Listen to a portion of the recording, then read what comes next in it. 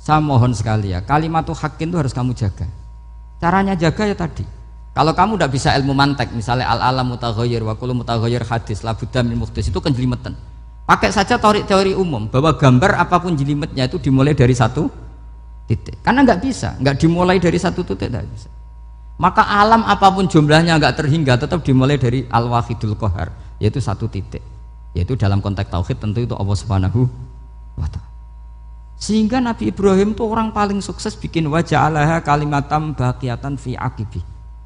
Terus Nabi Muhammad begitu, sahabat gitu, sampai kita sekarang diajari ilmu mantek. Ilmu mantek itu logika yang nggak terbantahkan. Karena mau tidak mau. Kata Imam Syafi'i, fa innal uqula muttarratun ila qabulil haq, karena akal akan dipaksa menerima kebenaran. Dan itu yang terjadi di Uni Soviet. Dikooptasi 100 tahun untuk berfaham ateis, dilawan oleh ilmu tetap menanamkan ilmu tauhid, ilmu mantek. Ketika Uni Soviet secara politik runtuh, semuanya menjadi muslim, termasuk negara-negara yang dulu dikooptasi.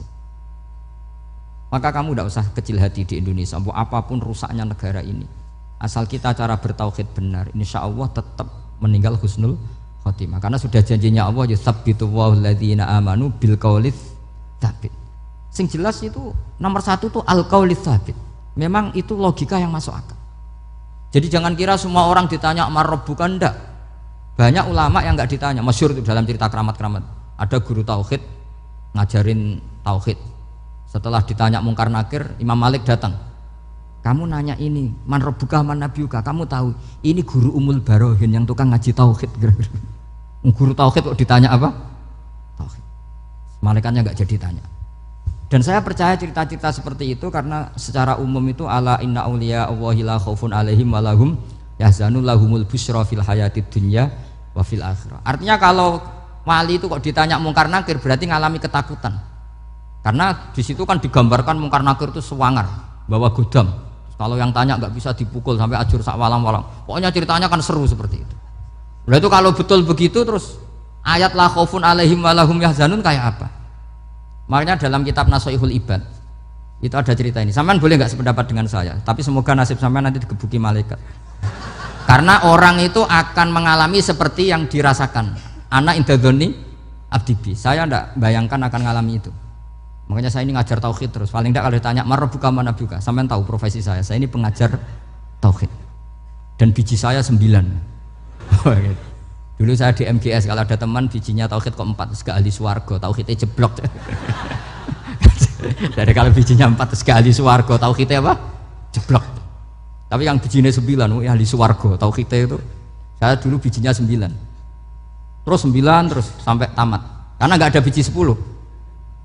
Karena kalau 10 itu kan terlalu sempurna, nggak baik lah manusia kok sempurna gitu. Jadi sudah 9 aja kan gitu. Tapi sebetulnya pantasnya ya dapat 10. Mergo saake, mergo tenan enggak tahu saya.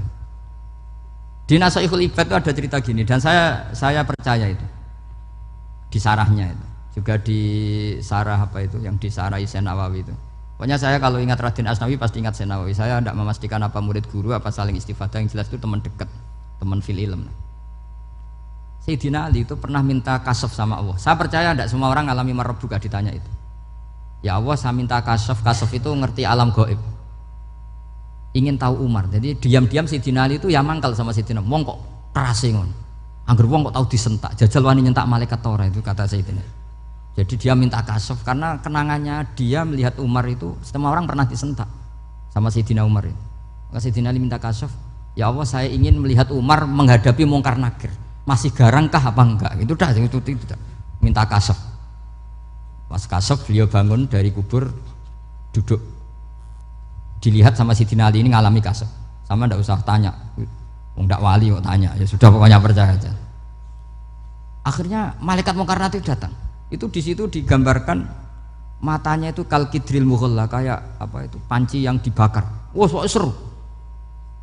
Suweneng Sayyidina Ali, baru ini kamu akan takut gitu. Tapi ternyata enggak, Umar bangkit disentak orang tua itu. Kamu tahu menghadapi siapa? Yang sopan. Oh, sontak. Kaget malaikatnya itu karena nggak pernah ngalami disentak, mungkin itu pertama. Kaget. Memangnya kamu siapa? Saya ini teman kekasih Tuhanmu. Saya yang diandalkan temannya sebenarnya bukan dia. ana sahibu habibillah, saya ini temannya kekasihnya Allah. Jadi dia ngandalkan temannya sebetulnya, bukan ngandalkan dirinya. Oh kamu temannya Nabi Muhammad? Iya saya Umar temannya Nabi Muhammad. Kamu harus hormat sama temannya kekasih Allah. Wah terus semulai itu akhirnya matur Allah, ya Allah apakah prosedur seperti ini bisa dinego? Terus sama Allah, oh iya katanya, kamu kalau menghadapi kekasih saya jangan seperti itu katanya. Semenjak itu beliau sopan santun, dua mungkar nakir katanya. Jadi ini berita gembira. Jadi sebetulnya itu enggak, tapi kita ini kan enggak punya nyali nyentak mungkar nakir. Semoga dengan gelar kita doktor tafsir, doktor tauhid gitu, atau paling enggak guru kudsiyah tauhid gitu, atau siswa terbaik dalam materi tauhid itu harus kamu bawa status. Jadi sehingga nanti ini saya ranking 1 tauhid, masa masih ditanya marbuka waman nabiuka. Dan itu menurut saya sah. Sama nggak usah protes takbirin tiga, susah usah takbiran. Pokoknya takbirnya adalah wali-wali itu la khaufun alaihim walahum ya, mereka tidak akan mengalami ketakutan baik kehidupan dunia maupun kehidupan akhirat. Bahkan para malaikat itu mengatakan ke wali-wali nahnu awliyaukum fil hayatid dunya wa fil akhirah. Kita ini teman kamu, saudara kamu, mitra kamu. Masa mitra kok nutui itu kan nggak fair. Dan menurut saya paling efektif itu apa? Kamu harus punya rumus tauhid kayak Imam Amudi menemukan Tuhan. Imam Amudi itu menemukan Allah itu lewat ilmu matematika. Dan itu Allah saking senengnya disuruh ngajari para malaikat. Wa ya malaikati isma'u, kamu harus mendengar, ini orang alim saya yang ahli matematika. Tapi justru itu ngerti bahwa asal usul alam itu minal wahidil qahar, dari zat yang satu. Akhirnya Imam Amudi mulai ngajar tuh. Nisbatus naini wassalasa wal arba'ah ila ma nihayatalaha iku kabeh iku far'ul wahid. Akhirnya malaikat mandok-mandok. Nah, iman seperti itu akan setingkat keyakinannya dan keakurasiannya sama dengan imannya para malaikat. Makanya Nabi ngendikan tu baliman amanabi walam yaroni. Sebagian riwayat disebut sab amarot. Nabi ngendikan sampai 7 kali. Benar-benar keren orang yang tidak melihat saya kemudian iman kepada apa yang bisa menemukan itu? Hanya akal. Misalnya contoh paling gampang ya yang dialami para ulama. Ya saya ulang lagi, yang dialami para ulama ketika menemukan ilmu ya yang menjadikan mereka mahabbah Rasulullah Shallallahu Alaihi Wasallam. Nabi itu paling suka itu sholat. Nabi itu paling senang sama sholat. Wa qurratu aini fi sholat. Terus beliau ngintikan as-sholatu imaduddin. Terus beliau kalau muji sholat itu sundul langit. Sampai beliau kalau banyak masalah itu bilang ke Bilal, arifna ya Bilal, saya kasih istirahat. Itu maknanya mau sholat. Semuanya sholat. Pertanyaannya adalah, apakah mungkin seorang raja yang ambisi jadi raja kemudian yang dikampanyakan adalah orang supaya sholat? Tentu kalau Nabi seorang raja, beliau akan kampanye gimana? Narik upeti kayak apa, narik pajak kayak apa, biar Nabi kaya. Enggak. Nabi itu paling tersiksa kalau orang tidak sholat, tersiksa kalau orang tidak sujud. Loh, kalau beliau seorang raja ngapain mempopulerkan sholat? Maka makna sholat imaduddin adalah sholat itu tiang agama. Maknanya tiang agama, kamu akan tahu betul kalau dia seorang nabi. Karena apa? Yang diajarkan adalah sholat.